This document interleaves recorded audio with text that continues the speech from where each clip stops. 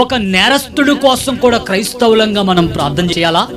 ఓ మతోన్మాది, మత ఉన్మాదంతో చెలరేగిపోతున్నటువంటి వ్యక్తి కోసం కూడా మనం ప్రార్థన చేయాలా? ఓ సంఘ విద్రోహ శక్తి, ఓ భయంకరమైనటువంటి టెర్రరిస్ట్, వీళ్ళందరి కొరకు కూడా మనం ప్రార్థన చేయాలంటే బైబిల్ నేర్పుతున్న ఓ మహోన్నతమైన సత్యమేంటో తెలుసా? వాడు ఎంతటి కఠినాత్ముడైనా, వాడెంతటి సంఘ విద్రోహ శక్తి సమాజాన్ని పాడు చేసేవాడైనా, వాడు మనుషులను భయంకరంగా కాల్చి చంపే మూర్ఖుడైనా, ఒక టెర్రరిస్ట్ అయినా, వాడి కొరకు కూడా ప్రార్థించమని చెప్పగలిగే మహోన్నతమైన గ్రంథం ఈ బైబిల్ గ్రంథం అండి. ఎందుకు ప్రార్థించాలి?